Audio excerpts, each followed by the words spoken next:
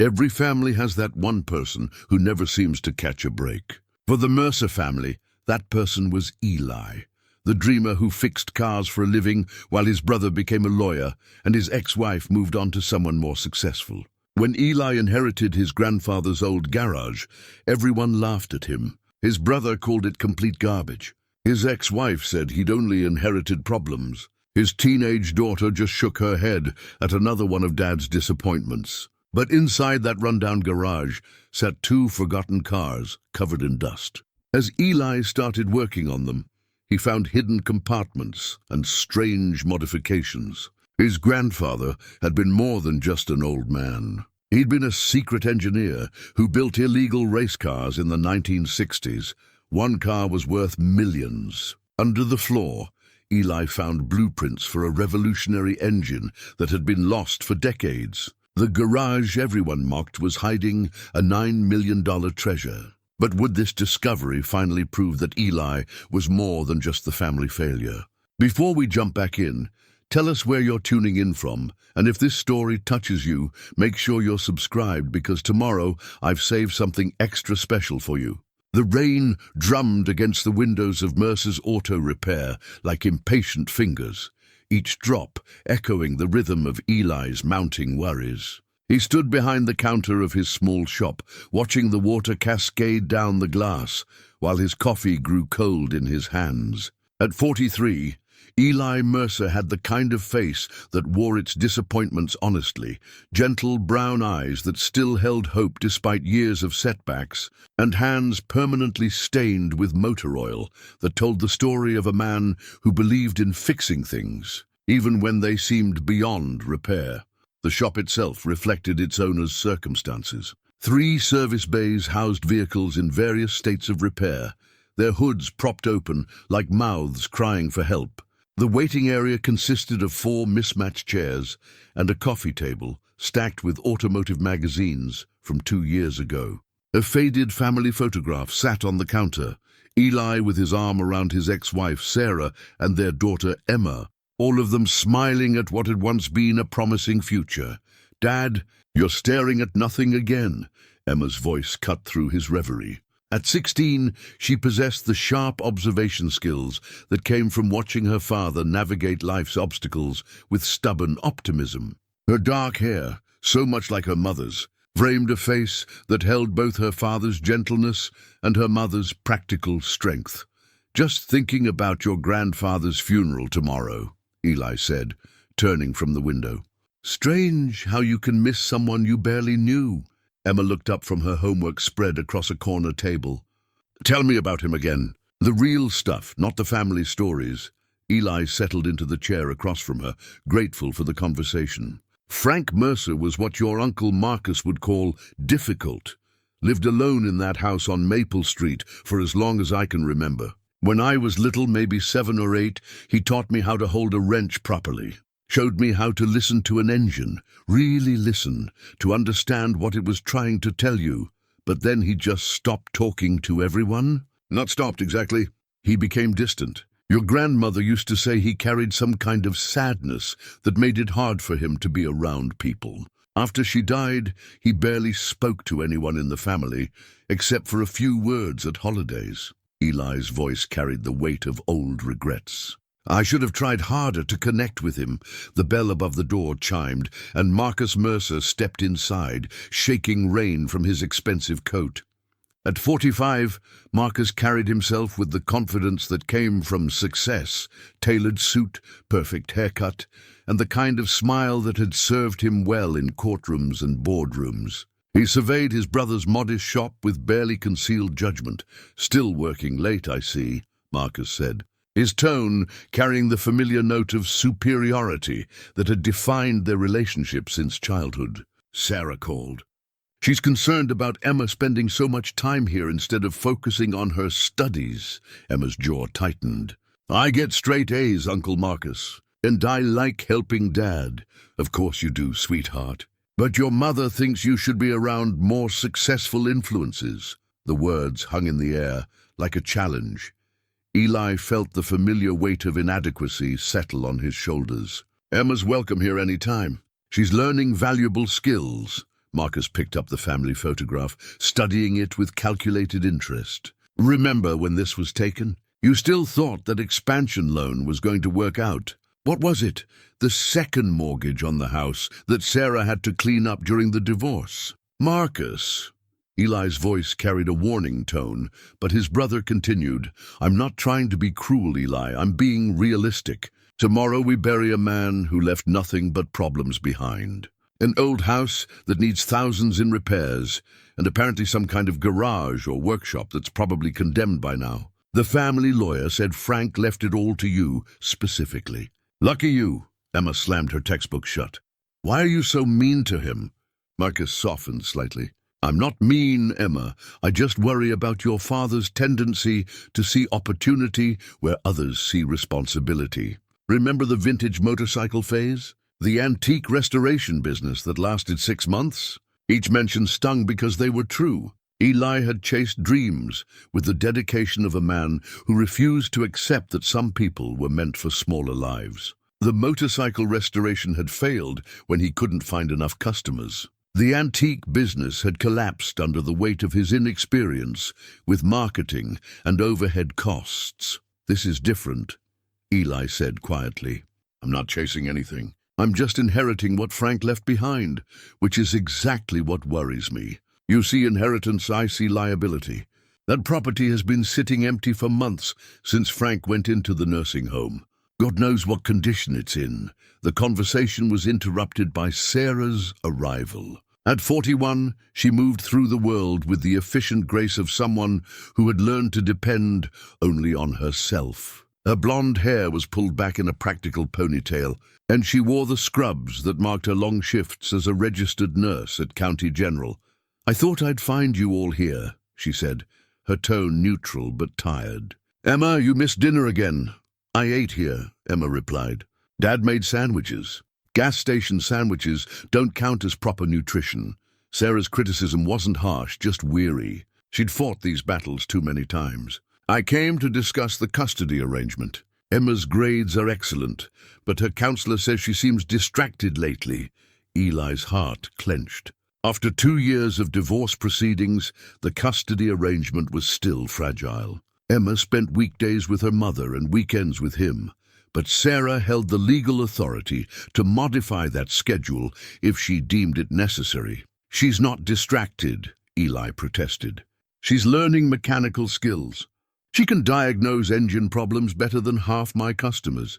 That's exactly my point. She should be focused on college preparation, not spending her free time in a garage. Dr. Peterson at the guidance office says Emma has the potential for pre-med if she applies herself. Emma's face flushed with frustration. What if I don't want pre-med? What if I like working with my hands? You're 16, Sarah said with the patience of someone who'd had this conversation before. You don't know what you want yet. Marcus cleared his throat diplomatically. Perhaps we should table this discussion until after the funeral. We're all under stress. The next morning, Frank Mercer was buried under a grey sky that threatened more rain. The service was small, immediate family, a few elderly neighbors, and the pastor from the Lutheran church Frank had attended sporadically.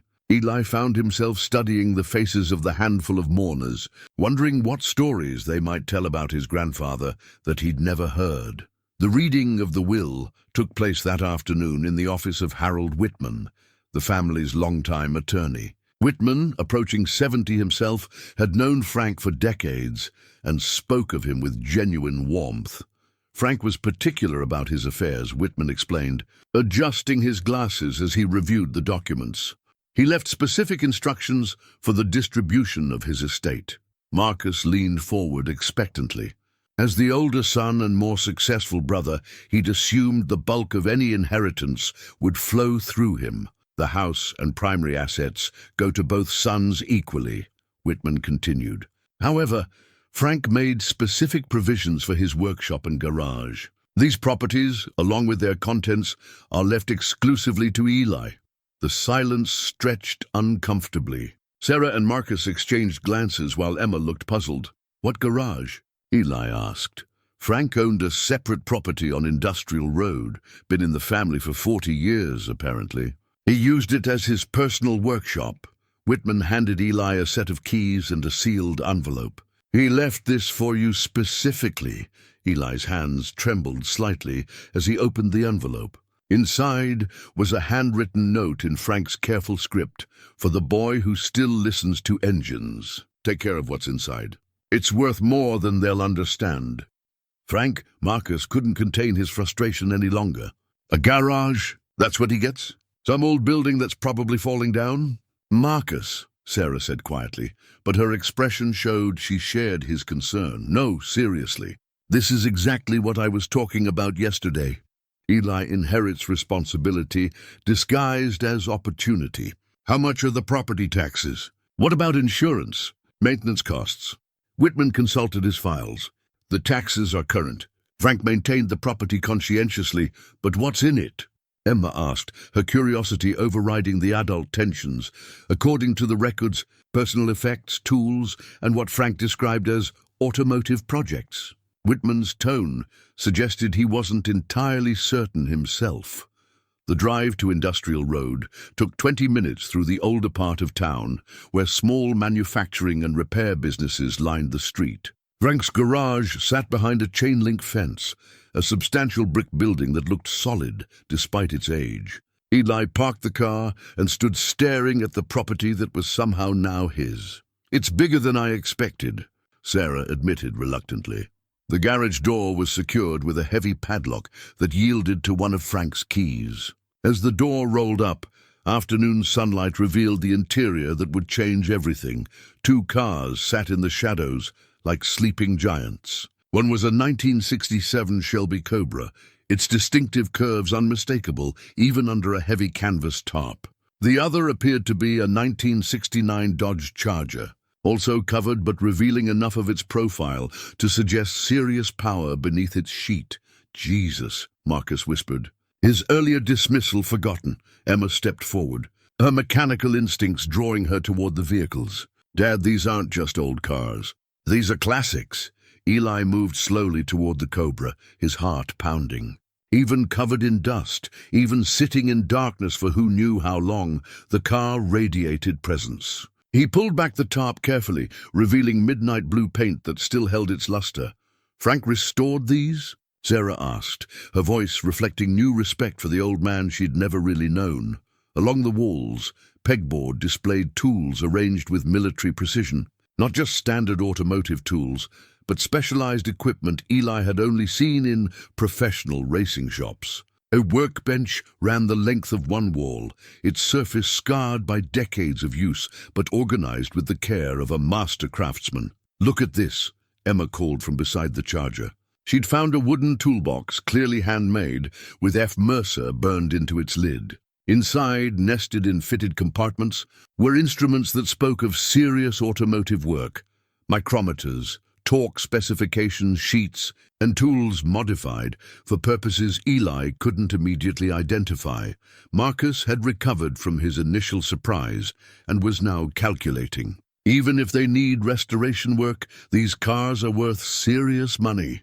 The Cobra alone could be worth 6 figures if it's authentic, but Eli wasn't hearing the dollar signs his brother was counting. He was listening to what the garage itself was trying to tell him. This wasn't just a storage space. It was a workshop where someone had spent years perfecting something. The question was what? "We should have them appraised," Sarah said practically. "If there's real value here, it changes Emma's college fund situation and the liability picture," Marcus added. "Maybe this inheritance isn't the burden I thought." Emma had wandered to a corner where a desk sat covered with papers and notebooks. "Dad, come look at this." The desk held what appeared to be technical drawings, maintenance logs, and photographs. The photos showed both cars in various stages of work, some apparently taken decades ago based on their color and quality. In several shots, a younger version of Frank Mercer could be seen working on engine components, his face concentrated and serious. "He built these himself?" Eli asked, studying a drawing that showed engine modifications he'd never seen before. "Or rebuilt them," Emma corrected, pointing to a maintenance log. "Look at these dates. He's been working on them for 20 years or more." As the afternoon light began to fade, the family stood in the garage, surrounded by questions. What had Frank Mercer been doing in this space for all those years? Why had he left it specifically to Eli? And most importantly, what was the real story behind the grandfather who'd been a stranger to his own family? Marcus broke the contemplative silence. Whatever this is, we need to secure it. These cars can't just sit here while we figure out what to do. I want to understand what he was working on first, Eli said, surprising himself with the firmness in his voice. Frank left this to me for a reason. I think I owe it to him to find out what that reason was. Sarah looked at him with an expression he hadn't seen in years, something that might have been respect. Just be careful, Eli. Don't let this become another project that consumes more than it gives back. As they locked the garage and prepared to leave, Eli found himself looking back at the building with a mixture of anticipation and trepidation. Inside those walls waited answers to questions he'd never thought to ask about the grandfather, who'd remained a mystery his entire life. Emma slipped her hand into his as they walked to the car. Dad, I think Grandpa Frank chose you because you're the only one who would take the time to understand what he was really doing. The weight of that responsibility settled on Eli's shoulders as they drove home through the gathering dusk. Tomorrow, he would return to the garage and begin the process of uncovering Frank Mercer's secrets. He had no idea that what he found would not only change his understanding of his grandfather, but transform his family's opinion of the man they'd always seen as a disappointment. 3 days after the funeral, Eli returned to the garage alone. The morning sun streamed through high windows, illuminating dust motes that danced above the two covered vehicles like memories refusing to settle.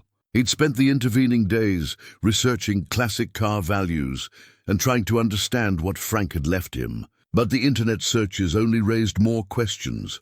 The Shelby Cobra's top came off easier the second time, revealing details he'd missed in the excitement of discovery. The paint wasn't just well maintained, it was perfect, as if the car had been restored yesterday. Chrome gleamed without a spot of rust, and the leather interior showed no wear, despite what had to be decades of age. Eli ran his fingers along the hood, feeling for the familiar catches that would let him examine the engine. When the hood lifted, he stopped breathing. The engine bay was immaculate, but more than that, it was wrong. Not wrong in the sense of being damaged, but wrong in the sense that what he was looking at shouldn't exist. The engine block appeared stock, but subtle modifications caught his trained eye immediately. The intake manifold had been customized with additional ports. The headers weren't standard manufacture. Most intriguingly, several components seemed to be made from materials he didn't recognize, metals that looked lighter than steel, but stronger than aluminum. "What were you building, Frank?" he whispered to the empty garage. The sound of his own voice reminded him of the toolbox Emma had discovered. He retrieved it from the workbench, admiring again the craftsmanship of the wooden case. Inside, nestled in their fitted compartments, were tools that told a story of precision work. But as he lifted the top tray to examine the lower level, something shifted. A small compartment he'd missed before had a tiny brass clasp. When pressed, it revealed a space just large enough for what lay inside, a key unlike any he'd ever seen. The metal was dark, almost black, and the key's teeth were cut in a pattern that seemed almost artistic in its complexity. Eli turned the key over in his palm, noting its substantial weight and the way it seemed to warm to his touch. On the bow of the key, tiny letters were engraved. C1, C2. C1, C2, he repeated aloud, then looked at the two cars.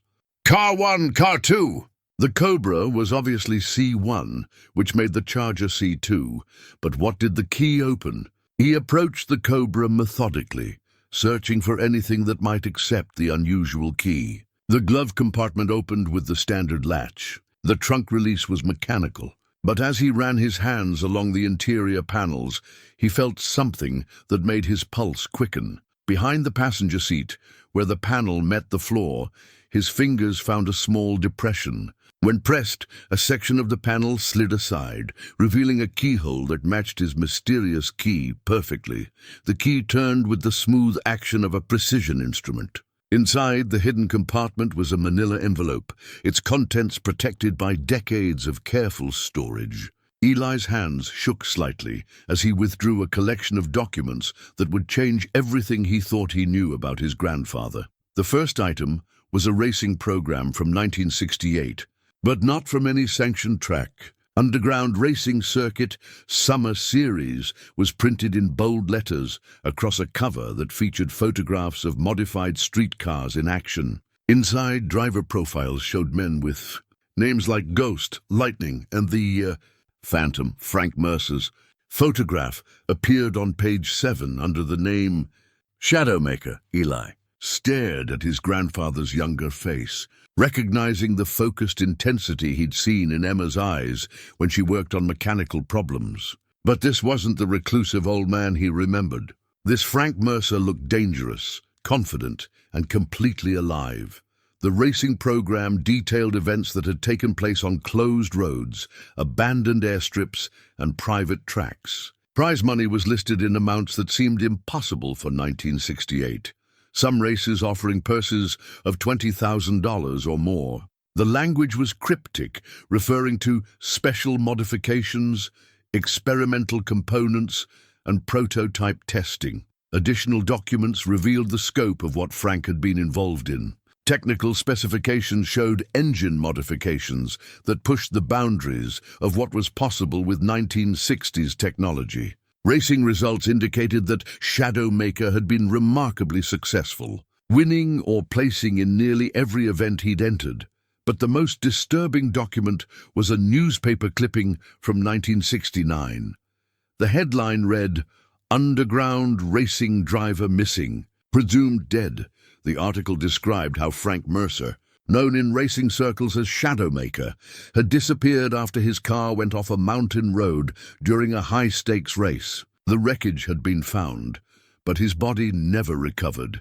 Eli's hands trembled as he read his grandfather's obituary from 46 years ago. According to the newspaper, Frank Mercer had died at age 28, leaving behind a wife and 2 young sons. But the man Eli had known his entire life had been that same Frank Mercer, living quietly in town, raising those sons, attending family gatherings with the secret knowledge that the world believed him dead.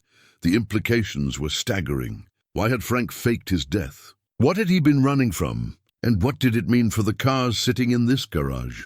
The sound of a car door slamming interrupted his racing thoughts. Through the garage window, he saw Sarah's sedan parked outside. She entered carrying a manila folder and wearing the expression she reserved for serious conversations. "I brought the divorce modification papers," she said without preamble. "I want to discuss supervised visitation." Eli looked up from the documents scattered around him, his mind still reeling from the discovery. "Supervised visitation? Sarah, what are you talking about?" "Emma came home yesterday talking about secret compartments and mysterious keys. She's becoming obsessed with this place, just like you're becoming obsessed. It's not healthy. She's interested in her grandfather's legacy. There's nothing unhealthy about a daughter wanting to understand her family history." Sarah's eyes narrowed as she noticed the papers in Eli's hands. "What is all this?" The moment balanced on a knife's edge. Eli could show Sarah what he'd discovered, share the burden of Frank's incredible secret, and potentially gain her support. Or he could protect the discovery until he understood its full implications. "Racing programs from the 60s, he said carefully. Frank apparently had an interest in motorsports. "Racing?" Sarah's voice carried the familiar note of exasperation. "Eli, please tell me you're not planning to get involved in some vintage racing fantasy. We've been through this with your other projects." The comparison stung because it wasn't entirely unfair. His previous ventures had been driven more by enthusiasm than practical planning. But this felt different. This felt like something that had been waiting for him specifically. "I'm not planning anything except understanding what Frank left me." Sarah moved closer, her nurse's instincts picking up on his emotional state. "You're shaking. What did you really find in here?" Before Eli could answer, Emma's voice called from outside. "Dad, Mom, are you both here?" Emma appeared in the garage doorway, carrying her school backpack and wearing the eager expression that meant she'd been thinking about mechanical problems all day. When she saw the papers spread across the Cobra's hood, her eyes lit up with curiosity. "Are those the racing documents from the desk?" she asked, approaching the car. "Emma, we need to talk about your spending time here," Sarah interrupted. "Your guidance counselor called. You missed your college prep meeting because you were helping your father with a restoration project." Emma's face flushed with frustration. "I rescheduled the meeting. And this isn't just a restoration project, Mom. This is important. Important how? Important enough to jeopardize your academic future. Maybe my academic future isn't what you think it should be. Maybe I want to do something different with my life."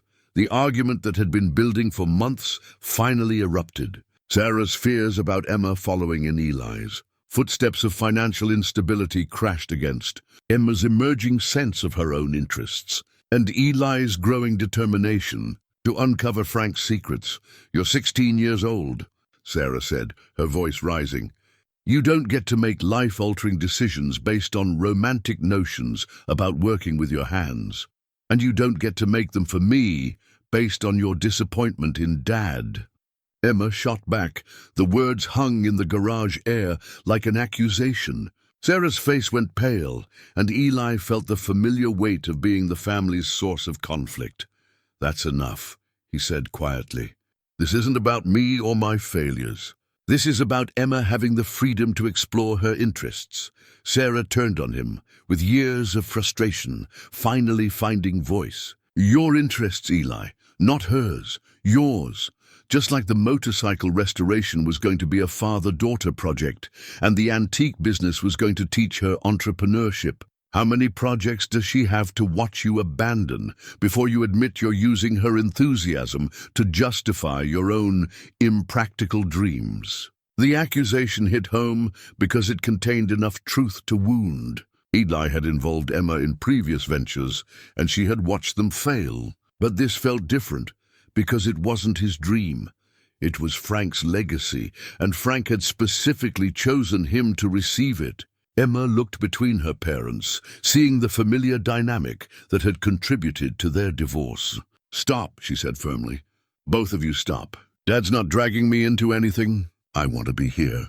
I want to understand what Great-Grandpa Frank was doing, and I want to learn from Dad, because he's the best mechanic I know." Sarah's expression softened at her daughter's defense, but her concerns remained. "Sweetheart, I just want you to have choices. I don't want you to limit yourself based on what feels comfortable right now, and I don't want to limit myself based on what you think is safe," Emma replied. The conversation was interrupted by the sound of another vehicle pulling up outside. Through the window, they could see a black luxury sedan with tinted windows. A man in an expensive suit emerged and approached the garage with the confident stride of someone accustomed to getting what he wanted. "Are you Eli Mercer?" the man asked, extending a business card. "My name is Richard Blackwood. I represent certain collectors who have an interest in vintage automobiles." Eli accepted the card, noting the expensive paper and embossed lettering. "How did you know about the cars?" Blackwood smiled in a way that didn't reach his eyes. Word travels quickly in collector circles when significant vehicles surface. "I understand you've recently inherited some interesting pieces from your grandfather." "They're not for sale," Eli said instinctively. "Of course not, but they are remarkable specimens, and my clients are prepared to make very generous offers." "May I?" Blackwood gestured toward the Cobra. Before Eli could object, Blackwood was circling the car with the practiced eye of an expert appraiser. His interest seemed to intensify when he noticed the racing documents spread on the hood. "Ah," he said softly, picking up the 1968 racing program. "Underground racing circuit. I haven't seen one of these in decades." Something in Blackwood's tone triggered alarm bells in Eli's mind. This wasn't casual collector interest. This was recognition.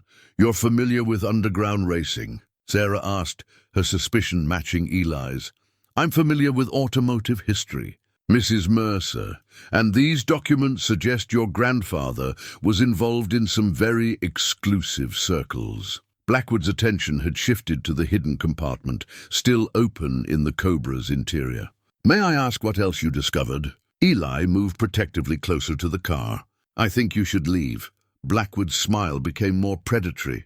Mr. Mercer, you may not understand the significance of what you've inherited. These aren't just classic cars. If they're what I think they are, they represent a piece of racing history that certain people have been searching for decades. What people? Emma asked, her journalist instincts engaging.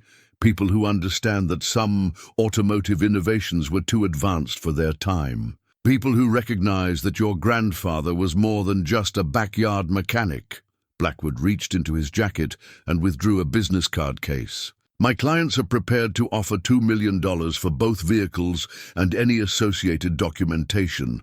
The figure hung in the air like a challenge. $2 million would solve every financial problem Eli faced. It would secure Emma's college education, eliminate the custody concerns, and prove to his family that he wasn't the failure they'd always seen. Sarah's sharp intake of breath suggested she was thinking the same thing. But something about Blackwood's intensity, combined with the morning's revelations about Frank's faked death, made Eli hesitate. I need time to consider, he said finally. Of course, but don't take too long, Mr. Mercer. Opportunities like this don't remain open indefinitely. Blackwood handed him another card. I'll be in touch. After Blackwood left, the garage felt smaller, as if his presence had somehow contaminated the space. Sarah stared at Eli with an expression he couldn't read. $2 million, she said quietly. I know. That's Emma's future. That's your future. That's the answer to every financial worry we've had. I know, Eli repeated. Emma moved to the Charger and began pulling off its top. Before we decide anything, shouldn't we see what's in the other car? As the canvas fell away, the 1969 Dodge Charger revealed itself in the afternoon light. Like the Cobra, it was in impossibly perfect condition, its black paint gleaming as if it had just left the showroom. But something about its proportions seemed wrong. The stance was lower, more aggressive, and the exhaust pipes were larger than stock. Emma found the second hidden compartment almost immediately, as if the pattern from the first car had prepared her for what to look for. The compartment in the Charger contained similar documents, but with a crucial difference. These papers were more recent, some dated within the last 5 years. They included correspondence from automotive museums, collector organizations, and what appeared to be government agencies. Names, phone numbers, and references to classified automotive research and national security implications. Frank Mercer hadn't just faked his death and disappeared from racing circles. He'd continued to be involved in automotive innovation for decades, working with organizations that operated far above the level of hobby collectors.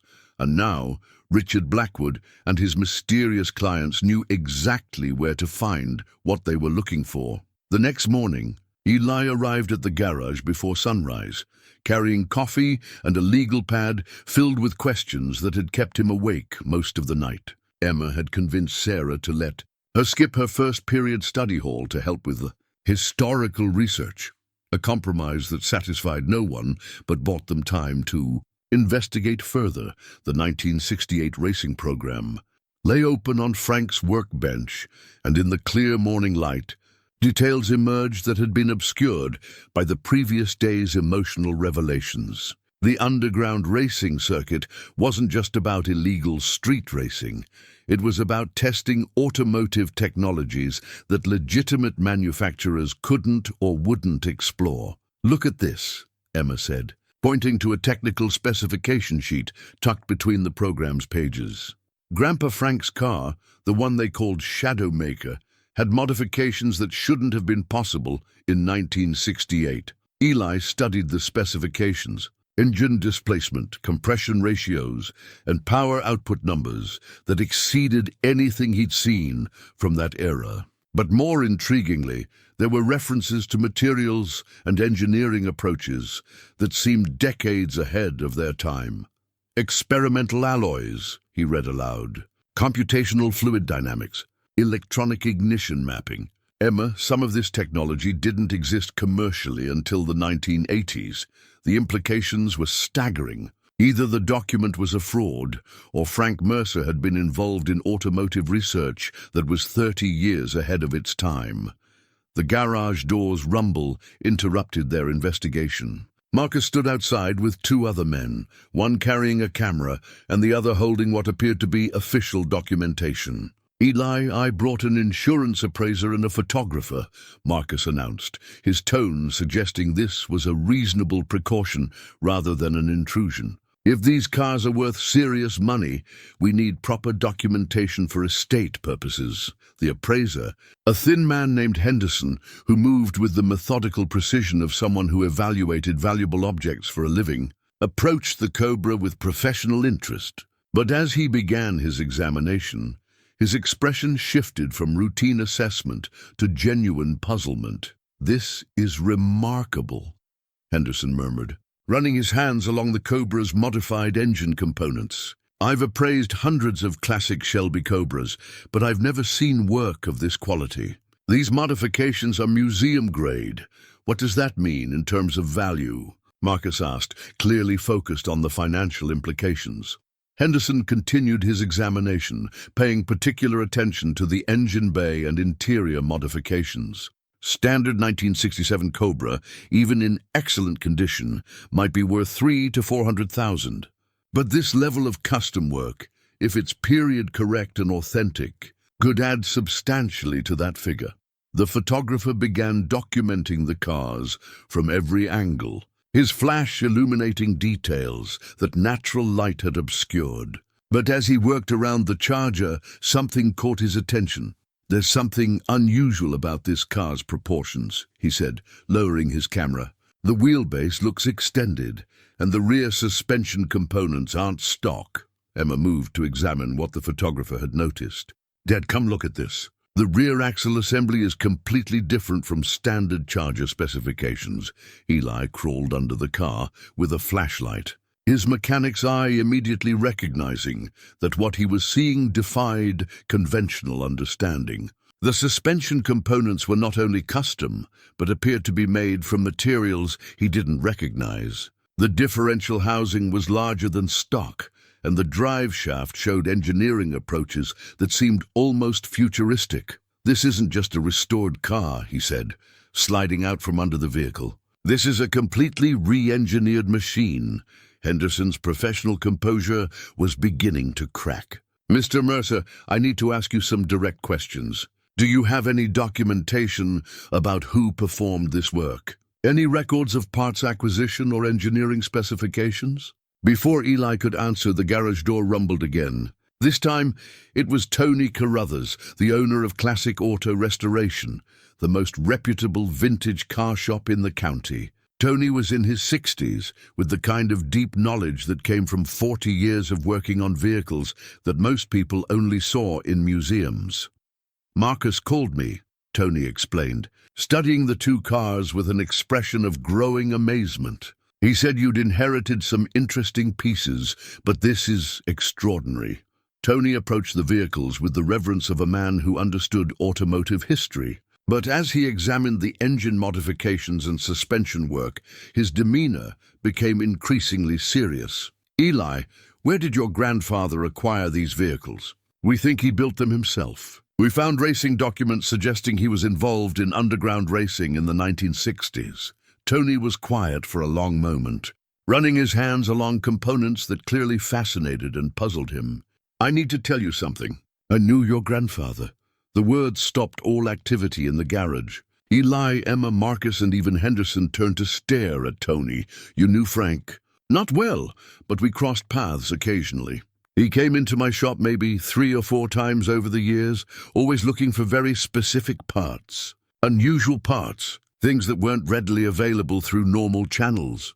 Tony's expression grew thoughtful. He never talked about what he was working on, but he had the kind of technical knowledge that impressed me. "And I don't impress easily." Emma leaned forward eagerly. "What kind of parts?"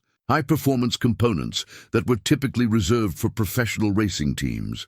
Custom machined pieces that cost more than most people's annual car payments. But what struck me most was his understanding of advanced engineering principles. He talked about metallurgy and aerodynamics like a professional engineer. The photographer had continued documenting the cars during Tony's story, and now he made a discovery that changed everything. Wedged behind the Charger's battery, barely visible unless someone was specifically looking for it, was a small metal plate with engraved numbers and letters. "Is this some kind of identification tag?" he asked, carefully removing the plate. Tony examined the metal tag, and his face went pale. "This is a Department of Defense contractor identification number." The silence that followed was heavy with implication. Henderson stopped his appraisal. Marcus's financial calculations halted, and Emma stared at the small piece of metal that suggested her great-grandfather's involvement in projects far more significant than underground racing. "What does that mean?" Eli asked. Tony was quiet for several moments, clearly weighing what to share. "It means your grandfather's work might have involved government contracts, military or aerospace applications. This isn't just about racing anymore." As if summoned by the revelation, Richard Blackwood appeared at the garage entrance. His timing was too perfect to be coincidental. "Good morning," he said smoothly, taking in the assembled group with calculating eyes. "I hope I'm not interrupting important work." Henderson looked uncomfortable. "We're conducting an estate appraisal." "Of course. And what have you discovered about these remarkable vehicles?" The question hung in the air like a test. Eli realized that everything they said would be evaluated by Blackwood for information that might benefit his mysterious clients. "They're valuable," Marcus said carefully. "But we're still determining exactly how valuable." Blackwood smiled, but his attention had shifted to the DoD contractor tag in Tony's hands. "May I?" Tony reluctantly handed over the small metal plate. Blackwood examined it with the familiarity of someone who understood its significance. "This changes things considerably," he said softly. "My clients will be very interested to learn about this development." "What clients?" Emma demanded, her teenage directness cutting through the adult circumnavigation. "Who are you really representing?" Blackwood studied Emma with new attention, as if recognizing that she might be more than just a teenager with mechanical interests. "I represent people who understand that certain automotive innovations have implications beyond simple transportation, Miss Mercer. People who recognize that your great-grandfather was involved in projects that influenced modern automotive and aerospace technology." The revelation hit Eli like a physical blow. Frank hadn't just been a racing enthusiast or even an underground automotive engineer. He'd been involved in military or government research that had national security implications, which is why, Blackwood continued, "my client's offer has increased to $4 million for both vehicles and all associated documentation." $4 million. The number was so large it seemed abstract, like a lottery jackpot rather than a real possibility. But Blackwood's increased urgency, combined with the DoD contractor tag, suggested that Frank's cars represented something far more valuable than their automotive components. Tony was studying Blackwood with the suspicion of someone who'd spent decades learning to read people's motivations. And if they choose not to sell, then they'll continue to own two vehicles that may attract unwanted attention from people who are less reasonable than my clients. The threat was subtle, but unmistakable. Blackwood's clients weren't just collectors willing to pay premium prices for rare automobiles. They were people with the resources and motivation to acquire Frank's legacy through whatever means necessary. After Blackwood left, the garage felt contaminated by his presence. Henderson completed his appraisal in subdued silence. Tony examined the cars with new caution, and Marcus calculated financial scenarios with growing anxiety. "We're in over our heads," Marcus said finally. "This isn't about inheriting classic cars anymore. This is about inheriting whatever Frank was involved in, and we don't understand the implications." Emma had been quietly studying the racing program while the adults wrestled with the larger questions. "Dad, look at this." She pointed to a photograph in the program showing several drivers standing beside their cars. "That's Great-Grandpa Frank, right?" Eli confirmed the identification, but Emma's attention had shifted to the other drivers in the photograph. This driver, the one they called Lightning, doesn't he look familiar? Eli studied the photograph more closely. The man was younger, but there was something about his build and posture that seemed familiar. Tony leaned in to examine the photograph, and his expression changed dramatically. "That's Richard Blackwood." The realization crashed over them like a wave.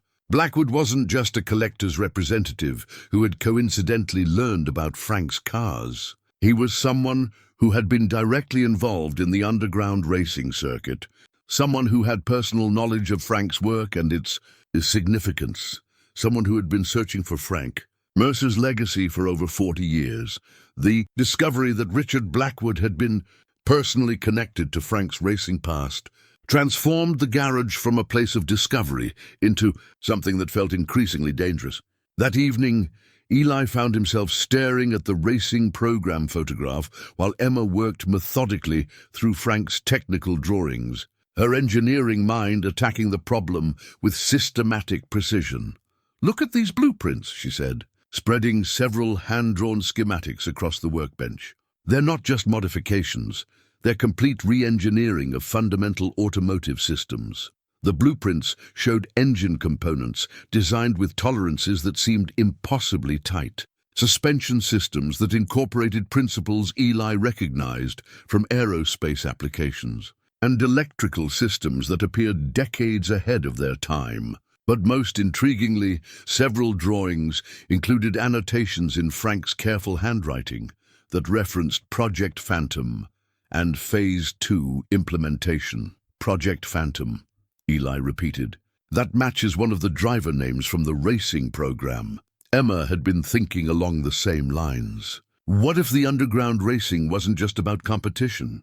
What if it was testing ground for experimental technology? The possibility recontextualized everything they'd discovered.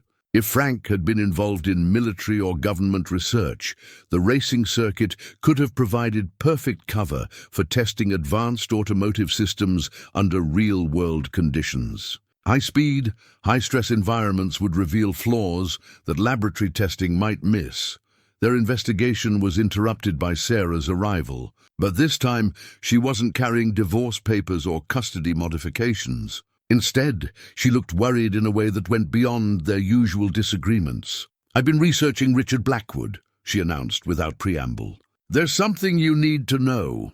She placed a manila folder on the workbench beside Emma's technical drawings. Inside were printed articles from automotive magazines, business journals, and what appeared to be legal documents. Blackwood isn't just a collector's representative. He owns Advanced Automotive Technologies, a company that specializes in acquiring and commercializing experimental automotive patents.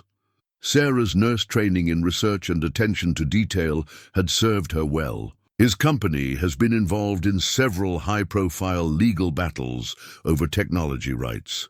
Emma looked up from the blueprints with growing concern. "What kind of legal battles?" "Patent disputes, mostly. Companies claiming that AAT acquired their technology through questionable means. Several cases involved inventors who died or disappeared shortly before their patents were purchased by AAT. The implication was chilling. If Blackwood's company specialized in acquiring experimental technology, and if he'd been personally connected to Frank's racing activities in the 1960s, his interest in the garage contents went far beyond simple collector enthusiasm. Eli studied the legal documents Sarah had compiled. "These patents are worth millions?"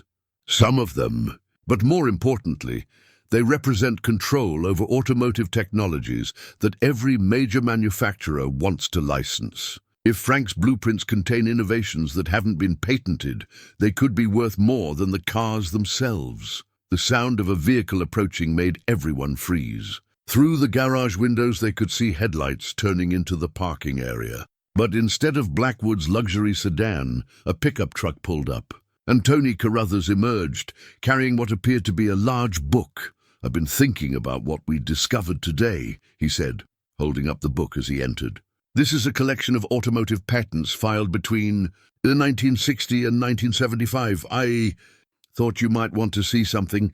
Tony opened the book to a section he'd marked with several sticky notes. The pages showed patent applications for automotive innovations that seemed remarkably similar to the modifications they'd found in Frank's cars. These patents were filed by various inventors, but they all share something in common.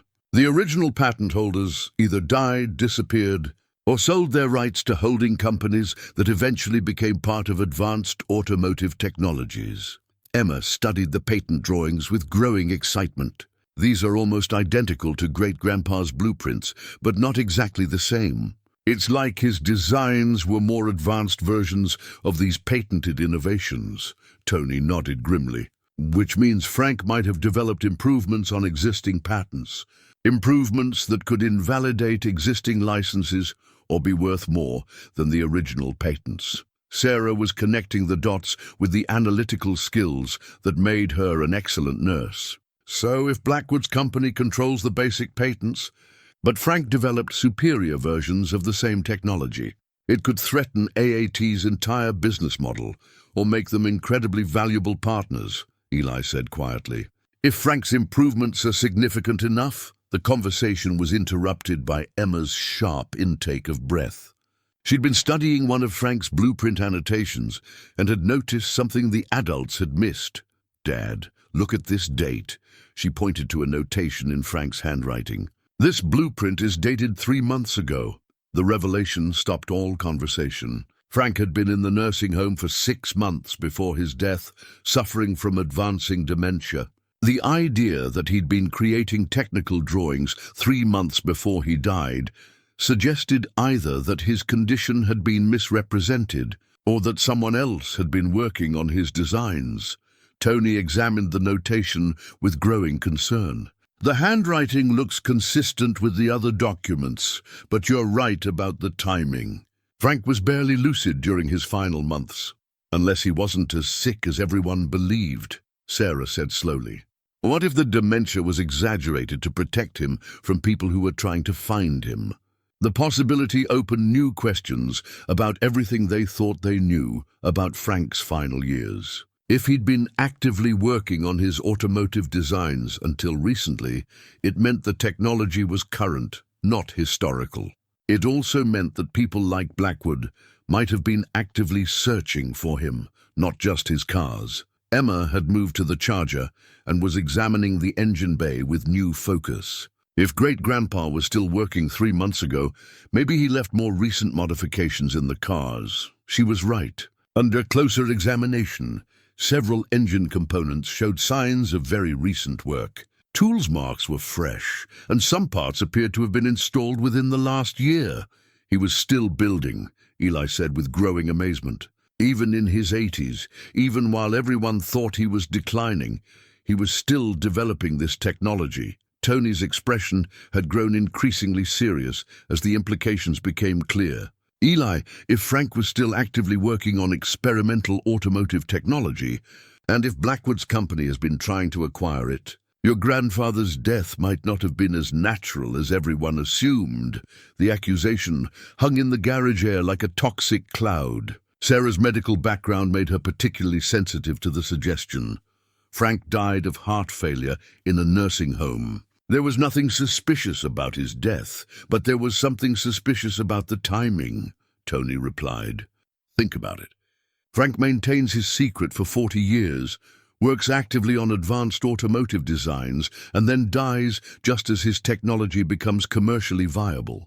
Just as someone like Blackwood would be most motivated to acquire it. Eli felt the weight of responsibility settling on his shoulders like a physical burden. What are you suggesting we do? I'm suggesting you understand what you've inherited before you decide what to do with it. These blueprints, these modifications, this technology, it's not just valuable, it might be revolutionary. And if I'm right about the implications, there are people who will do whatever necessary to control it. Emma had been quietly studying the most recent blueprint while the adults debated the dangers. Now she looked up with an expression that combined excitement and concern. "I think I understand what Great-Grandpa was building," she said quietly. "It's not just about making cars faster or more powerful. These modifications could change how internal combustion engines work fundamentally." She pointed to a section of the blueprint that showed fuel injection and ignition timing systems that seemed to violate conventional understanding of engine efficiency. If these calculations are correct, Great-Grandpa figured out how to increase fuel efficiency by 40% while doubling power output. This isn't just automotive technology. This could change transportation completely. Tony studied the calculations Emma had identified and his face went pale. "If this is real, it's worth more than $4 million. It's worth more than most companies." Sarah was looking between her daughter's excited face and the blueprint that represented both incredible opportunity and potentially deadly danger. "Emma, if this technology is as valuable as you think, we need to be very careful about who else learns about it." As if summoned by their conversation, headlights again appeared outside the garage. But this time, it wasn't Blackwood or any other visitor they recognized. It was a black SUV with government license plates. Two men in dark suits emerged from the vehicle and approached the garage with the purposeful stride of federal agents. The older man displayed a badge that identified him as Agent Reynolds from the Department of Defense Technology Security Division. "Mr. Mercer," Reynolds said formally, "we need to discuss your grandfather's research and its potential implications for national security."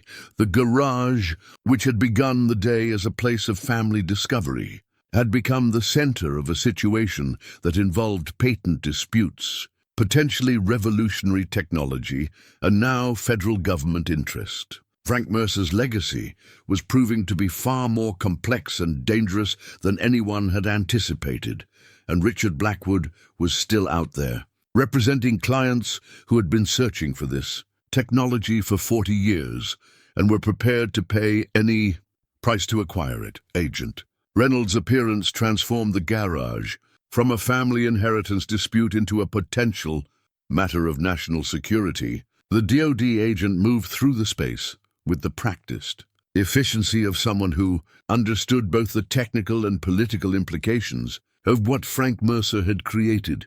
"Your grandfather's work was known to certain government agencies," Reynolds explained, examining the blueprints with obvious familiarity. What wasn't known was the extent of his technological developments or their current location. Emma stepped protectively closer to the technical drawings. "What does the government want with Great-Grandpa's car modifications?" "These aren't just car modifications, Miss Mercer. If the calculations in these blueprints are accurate, your great-grandfather developed engine technology that could revolutionize not just automotive transportation, but military and aerospace applications as well." Tony had been quietly studying Reynolds' credentials and demeanor. "Agent Reynolds, are you here to confiscate the cars and documentation?" "That depends entirely on the Mercer family's cooperation and their understanding of the security implications." Reynolds' tone was professional but carried an undertone that suggested non-cooperation wasn't really an option. "We need to understand what Mr. Frank Mercer accomplished during his years of private research." Sarah moved closer to Emma, her protective instincts engaging despite the agent's official authority. "What kind of security implications?" Reynolds gestured toward the blueprints that Emma had been studying. "Technology that increases fuel efficiency by 40% while doubling power output has obvious military applications. But more significantly, the engine management systems described in these documents incorporate approaches that could influence strategic defense technologies." The implications were staggering. Frank's automotive research had apparently progressed far beyond simple performance modifications into areas that affected national security. But as Reynolds continued his examination of the garage contents, something else became apparent. He wasn't discovering Frank's work for the first time. He was confirming the existence of technology the government already knew about. "You've been looking for Great-Grandpa's workshop," Emma said with sudden understanding. "This isn't a surprise to you." Reynolds paused in his examination of the Cobra's engine modifications. Your great-grandfather maintained irregular contact with certain government agencies throughout his career. We knew he was conducting advanced research, but we didn't know where or to what extent his work had progressed. Eli found his voice, though it came out strained with the weight of the situation. Are you saying Frank was working for the government? Working with, not for. Your grandfather maintained his independence, but he occasionally shared research findings that had potential defense applications. The last communication we received from him was 18 months ago. 18 months ago, Frank would have been entering the early stages of his supposed dementia. Yet according to Reynolds, he'd been lucid enough to communicate with government agencies about advanced automotive research. Tony was studying the interaction with growing suspicion. Agent Reynolds, if the government knew Frank was conducting this research, why didn't you provide protection when people like Richard Blackwood started pursuing him? Reynolds' expression hardened at the mention of Blackwood's name. Mr. Blackwood and his associates represent interests that are not aligned with national security. Their acquisition of this technology would not serve American strategic interests. The careful phrasing revealed more than Reynolds probably intended. The government wasn't just interested in Frank's technology. For its own applications, they were actively working to prevent it from falling into private hands that might commercialize it in ways that threatened government interests. Sarah had been processing the conversation with her characteristic analytical approach. Agent Reynolds, are you suggesting that Frank's death wasn't natural? I'm suggesting that when someone possesses technology with significant strategic value, their security becomes a matter of government concern. Your grandfather understood this, which is why he took precautions to protect both his work and his family. Emma had been quietly studying one of Frank's technical drawings while the adults navigated the political implications. Now she looked up with a realization that changed everything. The racing journal, she said suddenly. Great-grandpa mentions a racing journal in one of his blueprint annotations. It's not just about underground racing, it's his complete research log. The mention of a racing journal galvanized everyone in the garage. If Frank had maintained detailed records of his technological development over decades, that journal would be exponentially more valuable than the blueprints they'd already discovered. Reynolds turned his full attention to Emma. Where would your great-grandfather have kept such a journal? Emma was already moving toward the desk where they'd initially found the racing programs. His annotations reference RJ Volume 7 and RJ Volume 12. That suggests multiple volumes over many years. She began searching through desk drawers with systematic thoroughness. But the drawers contained only routine automotive documentation and maintenance records. No journal, no comprehensive research log. It's not here, she said with frustration. Tony had been thinking about the problem from a different angle. Emma, if your great-grandfather was as careful about security as everyone suggests, he wouldn't keep his most valuable research in the same location as the cars. Too much risk if someone discovered the workshop, but where else would he keep it? Eli asked. Reynolds was examining the garage space with new attention, looking for hiding places that might contain additional documentation. Mr. Mercer was trained in operational security during his military service. He would have used multiple secure locations for different aspects of his work.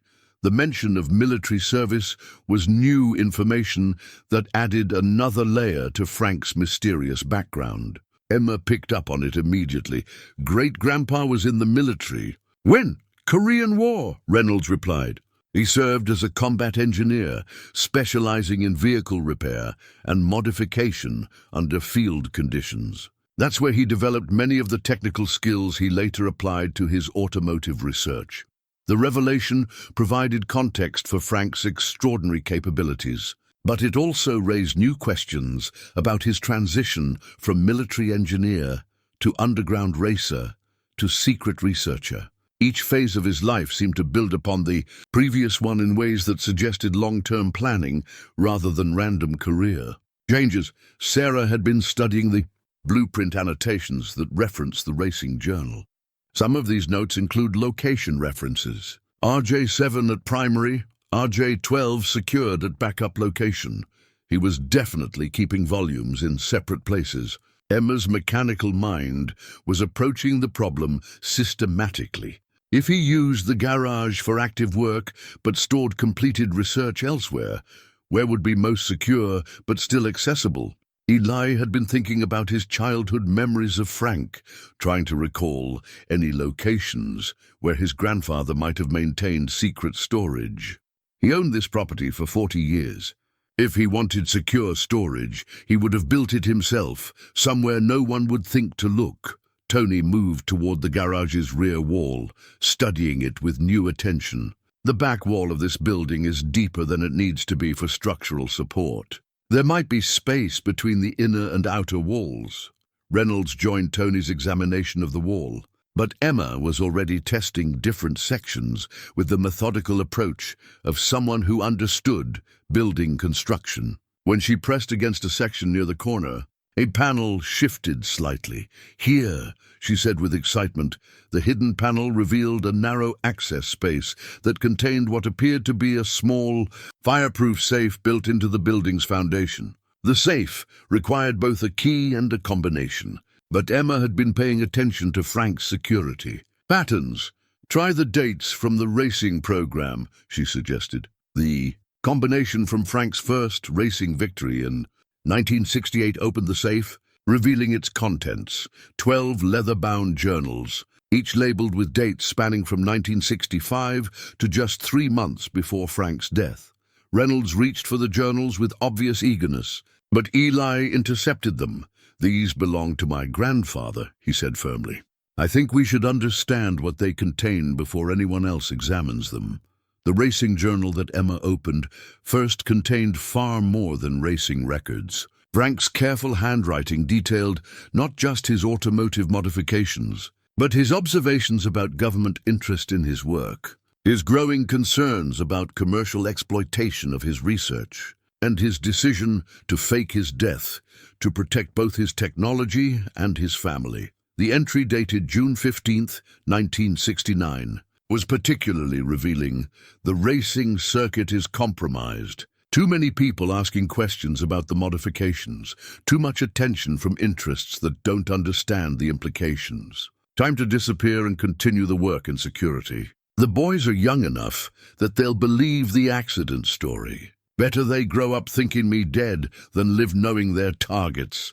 Emma's voice was quiet as she read the entry aloud. "He faked his death to protect Dad and Uncle Marcus." The journal entry continued. "Lightning, Blackwood, is working with corporate interests that would militarize the technology without regard for consequences. Government contacts suggest national security concerns, but their approach lacks long-term vision.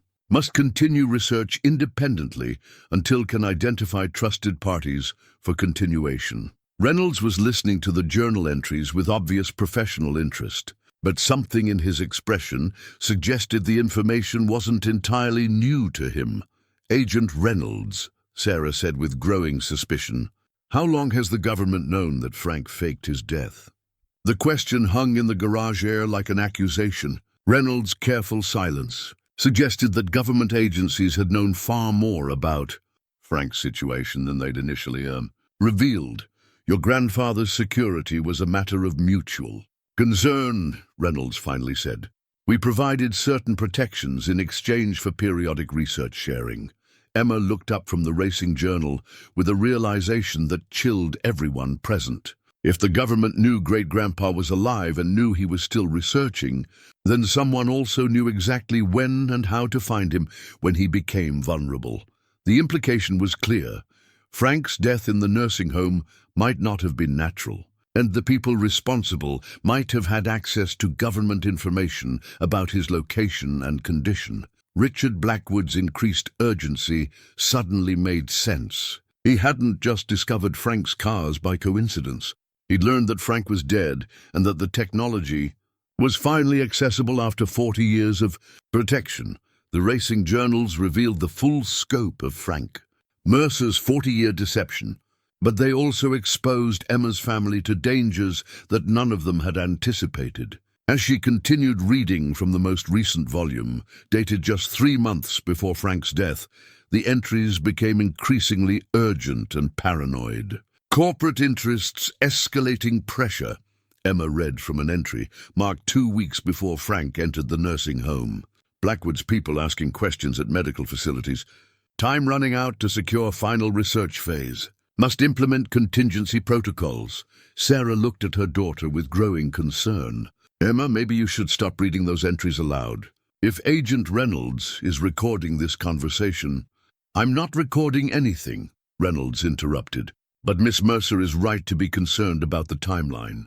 Your grandfather's final entries suggest he was aware of immediate threats to his security.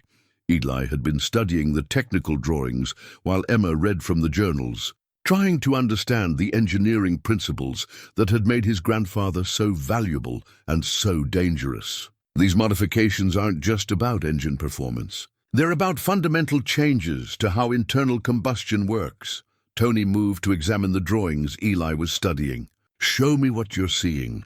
Look at this fuel injection system. Instead of traditional timing, Frank designed a dynamic system that adjusts injection and ignition based on real-time combustion analysis. But the sensors required for this level of precision don't exist, Tony finished, or didn't exist when he was designing this. Emma looked up from the journal with excitement. But they do exist now. Great-grandpa's final entries talk about sensor technology finally catching up to theoretical applications. He wasn't just designing advanced engines. He was designing them for technology that was still being developed. The implications were staggering. Frank hadn't just been ahead of his time in the 1960s. He'd been designing automotive systems for capabilities that were only becoming available in the 2020s. His research represented a 40-year head start on automotive technology that was just becoming commercially viable. Reynolds was studying the conversation with obvious interest, but something in his demeanor suggested he was also calculating political implications that went beyond technical innovation. Your grandfather's timing was remarkable, he said carefully. His research is becoming practically applicable, just as global automotive manufacturers are under pressure to develop more efficient, lower-emission vehicles. Sarah had been thinking about the family implications, while the others focused on technical details. Emma, I want you to think carefully about what we're getting involved in. This isn't just about understanding family history anymore. This is about technology that people have killed for. Mom, we don't know that anyone killed Great-Grandpa. We don't know that anyone didn't, Sarah replied firmly. And now we're sitting in a garage with federal agents and people like Richard Blackwood showing up with millions of dollars in offers. This isn't safe. The conversation was interrupted by the sound of multiple vehicles arriving outside. Through the garage windows, they could see 3 black SUVs with government plates, but also Richard Blackwood's luxury sedan and what appeared to be several other civilian vehicles. Reynolds immediately moved toward the garage entrance, his hand moving instinctively toward his weapon. Mr. Mercer, I'm going to need your family to stay inside while I assess the situation. But before Reynolds could reach the entrance, Blackwood appeared in the doorway, accompanied by 2 men in expensive suits and a woman carrying what appeared to be legal documentation. Agent Reynolds, Blackwood said with the confidence of someone who expected to be obeyed. I believe there's been some confusion about jurisdiction here. Reynolds' expression hardened. Mr. Blackwood, this is a federal investigation involving potential national security issues. You have no authority here? Actually, I do. The woman with legal documents stepped forward, revealing credentials that identified her as Janet Morrison, Attorney General's office. Mr. Blackwood's company holds provisional patents on technology that appears to be related to Mr. Mercer's research. We're here to resolve questions of intellectual property rights. Emma clutched the racing journal protectively, realizing that the legal battle might be more dangerous than the technical implications. These are my great-grandfather's private papers. No one has the right to take them. Morrison studied Emma with the calculating gaze of someone who understood that teenagers could complicate legal proceedings in unpredictable ways. Miss Mercer, intellectual property law is complex. If your great-grandfather developed technology that builds upon existing patents, the ownership questions become very complicated. Eli found his voice, though it emerged strained with the weight of protecting his family while navigating forces he didn't understand. What exactly are you claiming ownership of? Blackwood moved toward the cars and technical drawings with obvious familiarity. Your grandfather's engine management systems appear to incorporate elements of patents that my company acquired from other inventors over the past 30 years. If Frank developed improvements on those patented technologies, the improvements may belong to the patent holders. Tony had been quietly studying Morrison's credentials and the legal documents she carried. That's not how patent law works. Improvements on existing patents don't automatically belong to the original patent holders. Unless, Morrison replied smoothly, the improvements were developed using research that was originally funded by the patent holders, or if the original inventor signed agreements that assigned future developments to corporate partners. Emma was listening to the legal maneuvering while scanning through Frank's journal entries, looking for any reference to corporate agreements or patent assignments. What she found was worse than corporate ownership claims. A great-grandpa wrote about something called technology transfer agreements with government contractors, she said. Reading from entries dated in the 1970s, he mentioned signing documents that gave certain rights to his research to support national defense. Applications. Reynolds and Morrison exchanged glances that suggested Emma had discovered information that complicated everyone's legal positions. Miss Mercer, Reynolds said carefully, if your grandfather signed technology transfer agreements with defense contractors, the ownership of his research becomes a matter of federal jurisdiction, not private patent disputes. Blackwood's confident demeanor faltered slightly. Agent Reynolds, my company's patents predate any government agreements. Private intellectual property rights supersede subsequent federal claims. Not when national security is involved, Morrison replied, but her tone suggested she wasn't entirely confident in the government's legal position. Sarah had been watching the legal and political maneuvering with growing alarm. Stop, all of you stop. Emma, give me that journal.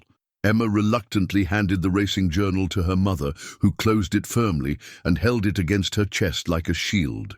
This is my family's inheritance, Sarah said with quiet determination. My daughter's great-grandfather left these materials to her father, and until a court determines otherwise, they belong to us. Agent Reynolds, unless you have a warrant, I'm asking you to leave. Mr. Blackwood, unless you have a court order, I'm asking you to leave.